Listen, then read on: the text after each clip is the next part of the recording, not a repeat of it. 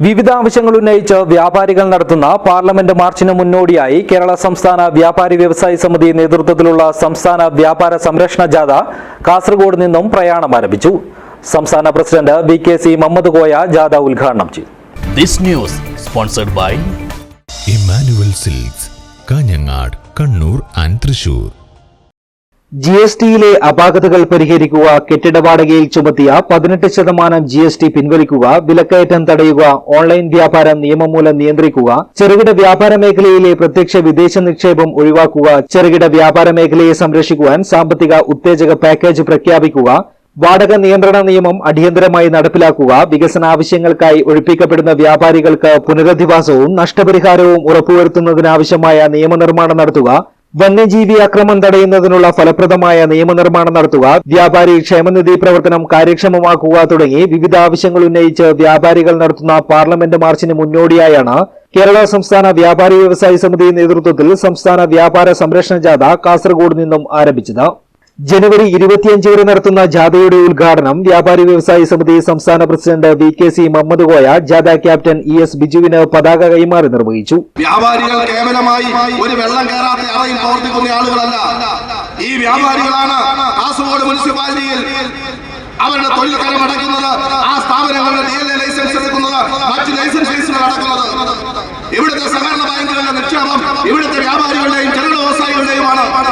ഇവിടെ ഏതെങ്കിലും തരത്തിലുള്ള പ്രശ്നമുണ്ടായാൽ അവന്റെ കൈത്താങ്ങാകാൻ ഓടിയെത്തുന്നത് ഇവിടുത്തെ വ്യാപാരികളാണ്.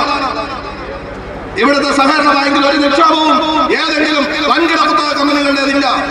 മോർ സൂപ്പർ മാർക്കറ്റിന്റെയോ സ്പോട്ട് പോയിന്റുകളുടെയോ ബഹുരാഷ്ട്ര കുത്തക സംവിധാനങ്ങളുടെയോ ഏതെങ്കിലും നിക്ഷേപമല്ല ഇവിടുത്തെ സഹകരണ ബാങ്കിലുള്ളത്. ഇവിടുത്തെ സാധാരണ കച്ചവടക്കാരൻ്റെതാണ്. ഇവിടുത്തെ തദ്ദേശ സ്ഥാപനങ്ങളിൽ ലൈസൻസ് ഫീസായി തൊഴിൽക്കരമായി അടക്കുന്നത് ഇവിടുത്തെ വൻകിട കുത്തകളുടെയോ വാർഡുകളുടെയോ ഓൺലൈൻ കച്ചവടക്കാരുടെയോ അല്ല, ഇവിടുത്തെ പാവപ്പെട്ട സാധാരണ കച്ചവടക്കാരുടേതാണ്. വയനാട് മുണ്ടക്കയിലും ചൂരന്മലയിലും പ്രകൃതി ദുരന്തമുണ്ടായപ്പോ നൂറുകണക്കിന് ആളുകൾ മരണത്തിലേക്ക് തള്ളിവിടപ്പെടുന്ന സാഹചര്യം ഉണ്ടായപ്പോ അവരുടെ കൈത്താങ്ങായി വരാൻ ഏതെങ്കിലും ഒരു ബഹിരാഷ്ട്ര കുത്തക കമ്പനി ഉണ്ടായില്ല. ഇവിടുത്തെ പാവപ്പെട്ട കച്ചവടക്കാരനുണ്ടായത്. ഞങ്ങൾ വ്യാപാരി സമിതിയുടെ നേതൃത്വത്തിൽ 12-15 വീടുകൾ നിർമ്മിക്കാനുള്ള പണം മുഖ്യമന്ത്രിയുടെ CMDRF ഫണ്ടിലേക്ക് ഇവിടുത്തെ പാവപ്പെട്ട കച്ചവടക്കാരനാണ് തിരിച്ചു നൽകുന്നത്. ആ സാമൂഹ്യ പ്രതിബദ്ധതയാണ് സാധാരണ കച്ചവടക്കാരനുണ്ടാവുന്നത്. സംഘാടക സമിതി ചെയർമാൻ കുഞ്ഞമ്പു അധ്യക്ഷത വഹിച്ചു.